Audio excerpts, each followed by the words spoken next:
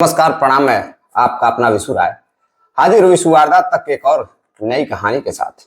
एक ऐसी कहानी के साथ जो बेहद ही रोचक है, इन बेहद हैरान कर देने वाली है। दरअसल कहानी शुरू करें उससे पहले जितने भी साथी हमारे भाई बहन चैनल पर नए आए हैं, जुड़िए विशु वारदात तक के इस छोटे से परिवार से। अपना प्यार दीजिए, सपोर्ट दीजिए, चैनल को सब्सक्राइब करें और बेल आइकन का बटन भी दबा लें ताकि वीडियो की नोटिफिकेशन आपको समय से मिलती रहे। क्योंकि अक्सर कर बहुत सारे साथी बेल आइकन का बटन दबाते नहीं हैं और भूल जाते हैं और कमेंट करते रहते हैं कि वीडियो की नोटिफिकेशन उनको नहीं मिल रही है। तो एक बार आप लोग सभी साथी अपना नोटिफिकेशन का बटन भी जरूर चेक कर लें। आते हैं आज की कहानी पर। आज की जो सच्ची घटना मैं आपको सुनाने जा रहा हूं, यह घटना है झारखंड के हजारीबाग की। दरअसल बहुत सारी कहानियां आज के पहले मैंने सुनाई है, करीब 200 से 202 कहानियां मैं सुना चुका हूं और हर में सभी में कुछ ना कुछ अलग होता है। और आज की कहानी जो मैं आपको सुनाने जा रहा हूं, यह कहानी बहुत ही हाई प्रोफाइल घर से है, एक अधिकारी की है। और वो भी कोई मामूली अधिकारी की नहीं, एक सीआईडी डीएसपी की। जब बड़े ओहदे पर तैनात लोग इस तरह की हरकतें करने लगे, जिन लोगों को सुरक्षा की जिम्मेदारी दी जाए वही लोग भक्षक बन जाएं और भक्षक बनने के बाद अपने ही परिवार का मान स्वाभिमान खो दें, दांव पर लगा दें, तो वाकई में कहानी बेहद सोचनीय हो जाती है, हैरान कर देने वाली हो जाती है। दरअसल झारखंड के एक गांव का रहने वाला एक लड़का पढ़ाई लिखाई में बेहद मजबूत रहता है, बहुत तेज तर्रार रहता है। बचपन से वह काफी तेज तर्रार रहता है। अब उनके माँ बाप के सपने रहते हैं कि मेरा बेटा डॉक्टर बनेगा, बड़ा होकर अधिकारी बनेगा।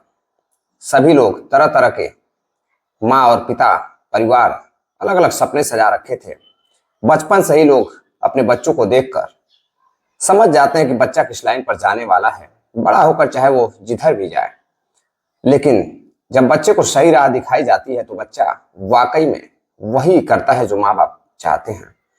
अब माँ बाप उस बच्चे को सही दिशा में लेकर जाते हैं, शिक्षा दीक्षा जो भी रहती है सब कुछ सही लाइन पर जा रही थी, सब कुछ सही रहता है।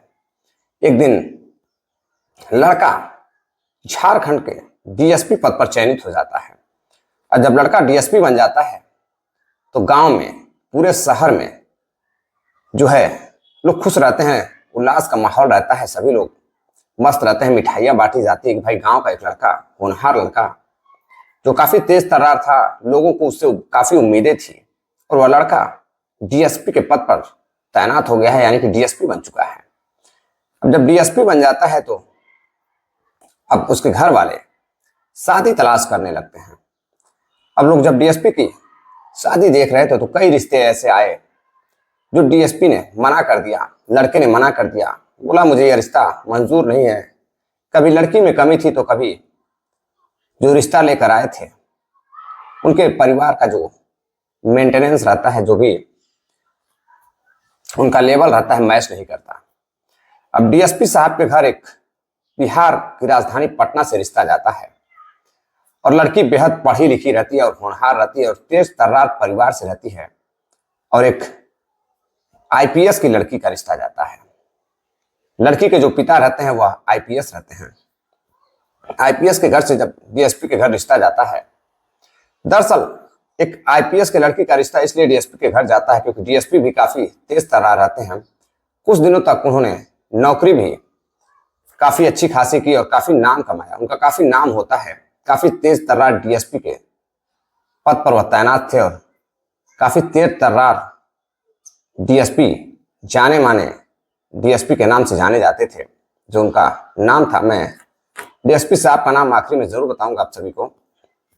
तो डीएसपी साहब काफी तेज तर्रार रहते हैं तो उनका प्रमोशन भी होता है और उनकी जिम्मेदारियों को और बढ़ा दिया जाता है, उनको सीआईडी में डीएसपी बना दिया जाता है। जब वो सीआईडी में डीएसपी हो जाते हैं तो अब पूछना ही क्या है, बड़े बड़े कई केस जो है वो सॉल्व करते और पेपर के माध्यम से उनकी तस्वीरें छपती। लोग देखते थे कि डीएसपी काफी तेज तर्रार है, बहुत बेहतरीन काम कर रहा है, कई केस को सॉल्व कर रहा है। लेकिन इसी बीच न्यूज़पेपर के माध्यम से जब आईपीएस उस डीएसपी को देखते हैं तो समझ जाते हैं कि यह लड़का काफी तेज तर्रार है, क्यों ना इसी से अपनी लड़की की शादी कर दी जाए।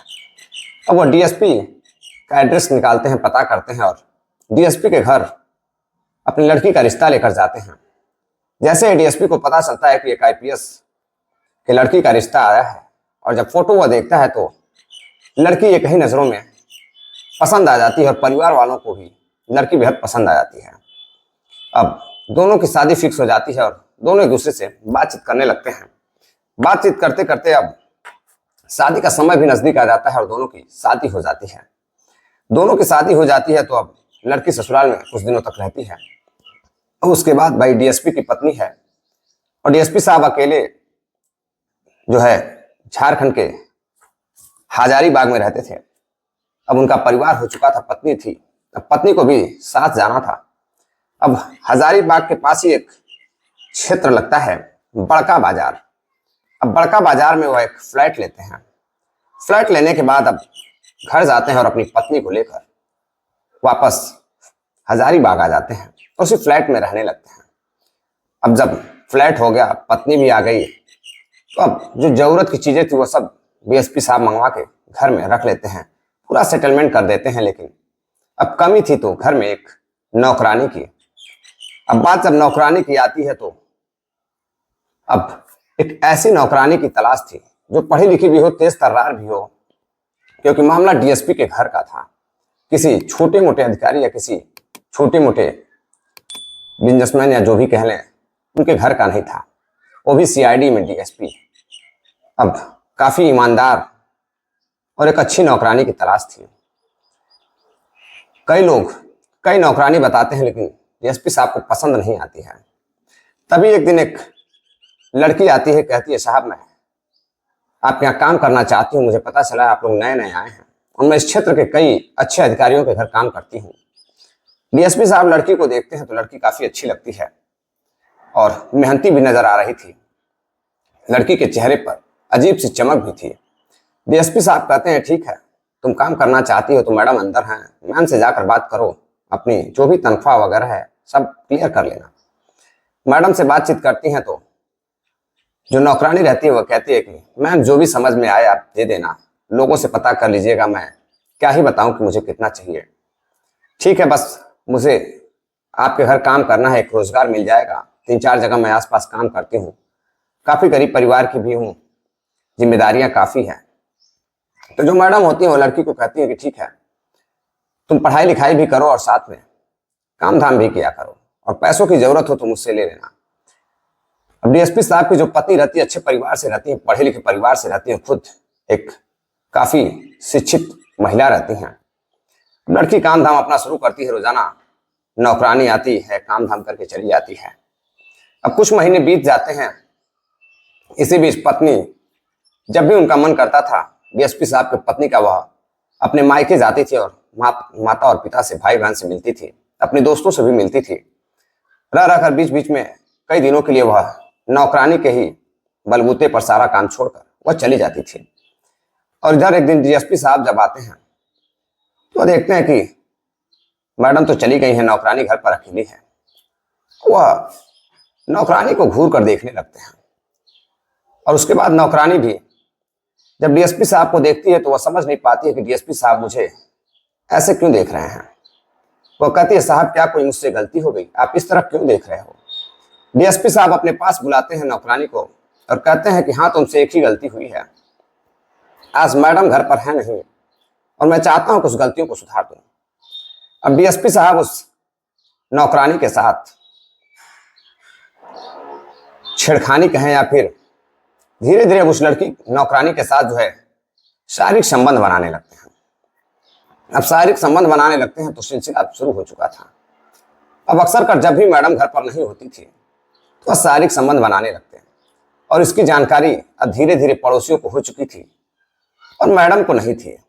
मैडम कभी मार्केट जाती तो कभी किसी काम से दोस्तों के यहाँ पार्टी में जाती, तो नौकरानी जब घर पर अकेली रहती डीएसपी साहब मौका निकालते और फिर नौकरानी के साथ अपना इश्क लड़ाने लगते हैं। कई महीने हो जाते हैं। कहीं से उनकी एक पड़ोस में काफी अच्छी दोस्त रहती हैं, वो बताती हैं कि जब तुम इधर उधर जाती हो तो तुम्हारी जो नौकरानी है वह घर नहीं जाती है, वह डीएसपी साहब के साथ ही यानी कि तुम्हारे पति के साथ ही कमरे पर रहती है और सुबह होते ही वह निकल जाती है। पत्नी को शक होता है कि क्या वाकई में उसकी दोस्त सही कह रही हैं या फिर गलत। अब कई बार वह देखती हैं कि नौकरानी बीमारी का बहाना कर या फिर गाड़ी का बहाना कर रुक जाती है, और कई बार वह मैडम के रहने पर भी रुकती थी। तो मैडम को लगता था कि लोग वाकई में इसी तरह की मनगढ़ंत कहानी सुना रहे होंगे। अब मैडम भी तेज तर्रार थी, पढ़ी लिखी थी, लेकिन उनको अब बात को क्लियर करना था कि वाकई में जो पड़ोसी कह रहे हैं वो सही कह रहे हैं या फिर गलत। कहीं ऐसा तो नहीं है सही में उनके जो पति हैं डीएसपी साहब वाकई में नौकरानी के साथ शारीरिक संबंध बना रहे हैं या प्रेम संबंधों में घिरे हुए हैं। अब मैडम एक दिन कहती है कि ठीक है, मैं आज फिर मायके जा रही हूँ, कल आऊंगी। अब डीएसपी साहब मौका पाते हैं और फिर से नौकरानी को बुलाते हैं, और जैसे ही सुबह होती है फिर पड़ोसी का फोन आता है कि आज फिर नौकरानी आपकी रुकी हुई है। अब मैम रंगे हाथ पकड़ना चाहती थी, जो ही पहुंचती है उसी समय डीएसपी साहब को कहीं से पता चल जाता है कि उनकी मैम आ रही हैं। डीएसपी साहब नौकरानी को दरवाजा खोलते हैं और बाहर भेजते हैं। तभी मैडम नौकरानी को जाते हुए देख लेती हैं और पूछती हैं, तो नौकरानी कहती है कि मैम मैं कुछ काम था तो आज जल्दी आ गई थी और सफाई वगैरह करके घर की मैं जा रही हूँ, फिर कुछ देर में आ जाऊंगी। चेहरा नौकरानी का उतरा उतरा सा रहता है, डीएसपी साहब का भी चेहरा जो उतरा रहता है। मैडम को शक होता है लेकिन मैडम पकड़ नहीं पाती हैं। अब इसी बीच फिर मैडम जब फिर से उनके गांव यानी कि उनके मायके पटना में शादी रहती है, शादी समारोह में जाती है, उनके दोस्त निर्मला की शादी रहती है, उसी में वह गई रहती हैं। पति से बताकर जाती हैं कि वो कम से कम 2 दिनों में आएंगी। अब 2 दिनों तक डीएसपी साहब अपने कमरे पर रहते हैं और जो नौकरानी रहती है वो भी कमरे पर रहती है। अब इसी बीच अचानक से सुबह का माहौल रहता है अगले दिन, यानी कि 18 अप्रैल 2022 की यह घटना है। मैडम जो है करीब सुबह 4 बजे उन पर एक फोन जाता है कि आपके पति जो है फिर से नौकरानी के साथ रंगलियां मना रहे हैं, घर में ही हैं और आज वह गई नहीं है और उनकी मुखबिर कोई और नहीं, उनकी एक दोस्त रहती है। अब इधर मैडम जैसे ही सुनती है, वह पार्टी में रहती हैं, शादी जैसे ही खत्म होती है 2-3 बजे करीब अपनी उनकी खुद की गाड़ी रहती है उससे, और कुछ अपने परिवारजनों को लेकर उनको बताती है कि मामला क्या है। उसके बाद वह फौरन ही पहुंचती है। अब जैसे ही पड़ोसियों की नींद से आंखें खुल रही थी, वैसे ही पड़ोसियों को सुनाई दे रहा था कि कुछ आवाजें आ रही हैं जोर जोर से। वो समझ नहीं पा रहे थे कि डीएसपी साहब के घर से आवाजें क्यों आ रही हैं। दरअसल जब मैडम पहुंचती हैं, डीएसपी साहब की पत्नी बेल बजाती हैं, तो डीएसपी साहब को यकीन नहीं हो रहा था कि उनकी पत्नी होंगी। डीएसपी साहब जैसे ही दरवाजा खोलते हैं, सामने देखते हैं कि उनकी पत्नी खड़ी है। डीएसपी साहब खुद जो है चड्डी और बंडी पर रहते हैं, और जैसे ही मैडम आगे बढ़ती हैं, डीएसपी साहब को धक्का देते हुए अंदर जाकर देखती हैं तो उनकी नौकरानी अर्धनग्न व्यवस्था में, आपत्तिजनक स्थिति में उनके कमरे में सो रही है। अब वो सन्न रह जाती हैं और नौकरानी को उल्टा सीधा बोलना शुरू करती हैं, और डीएसपी साहब नौकरानी अपने पत्नी को समझाने की कोशिश करते हैं, और जब पत्नी उन्हें भी डांटती है और गाली देना उल्टे सीधे शब्द से बोलना शुरू करती हैं। भाई किसी की भी पत्नी हो जब अपने पति को किसी गैर महिला के साथ देखेगी, वो भी इस हाई प्रोफाइल सोसाइटी की महिला, एक डीएसपी की पत्नी, वो बर्दाश्त नहीं कर पाएगी। अब वह डांट फटकार लगाना शुरू करती है। तभी पड़ोसियों के कानों में आवाज जाती है तो पड़ोसी भी आ जाते हैं। कुछ पड़ोसी ऐसे भी थे जो डरते थे तो बाहर थे, और कुछ ऐसे थे जो काफी अच्छे संबंध था, उनका काफी अच्छा संबंध रहता है। तो जब अंदर जाते हैं तो देखते हैं कि डीएसपी साहब गमछी लपेटे हुए बैठे हुए हैं, और जो मैडम है वो दोनों पर चिल्ला रही हैं।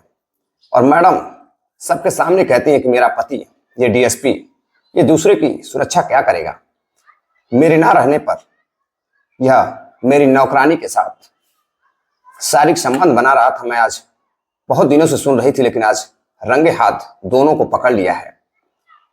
नौकरानी को मैंने आपत्तिजनक स्थिति में देखा है। अब मामला हाई प्रोफाइल था, बहुत ज्यादा लोग इंटरफेयर नहीं कर रहे थे। अब पत्नी इस कदर गुस्से में थी जैसे उनके सर पर खून सवार था। लेकिन अब मैडम कर भी क्या सकती थी, वो अपने सोसाइटी के लोगों के सामने ही अपने पति के चरित्र पर उंगली उठा रही थी और लोग सामने देख भी रहे थे, लोग जानते भी थे। और जो पति थे वो भीगी बल्ली डीएसपी साहब बने हुए बैठे थे। उन्हें कुछ समझ में नहीं आ रहा था कि आखिर क्या करे। अब हाई प्रोफाइल सोसाइटी रहती है, आवाजें ज्यादा, शोरगुल ज्यादा हो रहा था। एक पत्नी गुस्से में थी बेहद। तुरंत किसी पड़ोसी ने पुलिस को फोन किया। मौका वारदात पर पुलिस पहुंचती है। जैसे ही पुलिस पहुंचती है, पुलिस को पता चलता है कि मामला डीएसपी साहब के घर का है, वो भी सीआईडी के डीएसपी हैं। अब पुलिस महिला यानी कि डीएसपी साहब की पत्नी और डीएसपी साहब को समझाने की कोशिश करती है। विशेष कुछ पुलिस कर नहीं पा रही थी। हाई प्रोफाइल मामला देखते हुए पुलिस शांत हो जाती है। अब पत्नी को पता चल जाता है कि कुछ होने वाला नहीं है, यहाँ बात डीएसपी की है, तो छोटे जो भी अधिकारी हैं या पुलिस वाले हैं या कुछ करेंगे नहीं।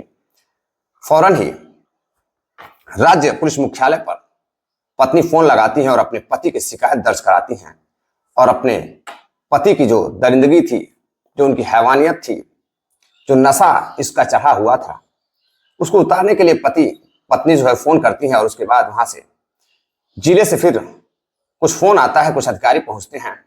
अधिकारी जाकर मैडम को समझाने की बातचीत करते हैं, मामले को यही सलटाने की बात करते हैं। कहते हैं मैडम घर का मामला है, काफी बदनामी होगी, बाहर आएगी तो समझ जाइए, जाने दीजिए, आज माफ कर दीजिए, डीएसपी साहब इसके बाद ऐसा कुछ नहीं करेंगे। कई लोग घर में बैठे रहते हैं, बातचीत चलती है, कुछ महिला पुलिस भी रहती हैं, लेकिन मैडम मानने को तैयार नहीं रहती हैं। और डीएसपी साहब भीगी बिल्ली बने हाथ जोड़ बैठे रहते हैं कि आज के बाद आइंदा ऐसा कुछ भी नहीं होगा। मैडम कुछ भी नहीं सुनती हैं। अंततः अपने जो है महिला थाना में एफआईआर कराती हैं और एफआईआर कराने के बाद अब महिला पुलिस इस केस की जांच पड़ताल में जुट जाती है और मामला हाई प्रोफाइल रहता है, इसलिए मामले को बाद में दबा दिया जाता है। और जो मैडम रहती हैं वह अपने पति के साथ रहने को तैयार नहीं होती हैं कि ऐसा जो पति है, चार समाज में उनका सम्मान क्या रहेगा, लोग क्या कहेंगे, यह मैडम का कहना था। मैडम ने एक डीएसपी से शादी की थी, ना कि एक किसी जिस्म के लुटेरे के साथ, किसी ऐसे व्यक्ति के साथ जिनसे उनको उम्मीद नहीं थी कि यह व्यक्ति ऐसी भी हैवानियत कर सकता है, ऐसी भी घटिया हरकत कर सकता है। दरअसल आजकल हमारे समाज में बहुत ऐसे लोग हैं, पैसा है, इज्जत है, शोहरत है, पद भी है, लेकिन जो उनकी चाहत है, पत्नी के रहते हुए भी उनकी चाहत कम नहीं होती है। जिस्म की जो उनकी चाहत है, पत्नी से मन नहीं भरता है तो कहीं किसी कोठे पर, कहीं ना कहीं किसी तरफ अपना मुंह मारते रहते हैं। और ऐसे लोग अपने परिवार के साथ साथ अपने समाज को भी गंदा करने का काम करते हैं। खैर, इस कहानी को सुनाने का उद्देश्य साथियों आपको जागरूक करना है, किसी को हैरान करना या परेशान करना नहीं है। चलते चलते कुछ साथियों ने कमेंट किया है। गोविंदा जी हैं, नेपाल पोखरा के रहने वाले हैं। डीए कुरैशी हैं, इटावा उत्तर प्रदेश के रहने वाले हैं। निधि जी हैं, हरिद्वार उत्तराखंड की रहने वाली हैं। रऊफ अंसारी हैं, एमडी हैदर हुसैन हैं, असम के रहने वाले हैं। पच्छू भाई नसीमुद्दीन हमीरपुर यूपी के रहने वाले हैं। शनि अरोरा हैं, द्वारिका दिल्ली के रहने वाले हैं। मुकेश कुमार मगध बिहार से हैं। आप सभी का बहुत बहुत धन्यवाद जो आप इतना प्यार सपोर्ट देते हैं। मिलते हैं एक और नई कहानी के साथ। उम्मीद है आप सभी साथियों को कहानी अच्छी लगी हो। ज्यादा से ज्यादा शेयर भी करिएगा, सब्सक्राइब भी करिएगा, अपना प्यार सपोर्ट दीजिएगा। अब कहानी हाई प्रोफाइल थी, एक अधिकारी की थी, तो जैसा मुझे लगा एक नॉर्मल अंदाज में मैंने आपको सुनाने की कोशिश की। कल आने वाली जो कहानी होगी, जितने भी साथी कमेंट करेंगे, उनका जन्मदिन हो या फिर जहां से भी वो अपना प्यार सपोर्ट देते हैं, अपना एड्रेस और नाम जरूर लिखें, आपका भी नाम लिया जाएगा। मिलते हैं एक और नई कहानी के साथ, तब तक के लिए इजाजत दीजिए। जय हिंद, नमस्कार।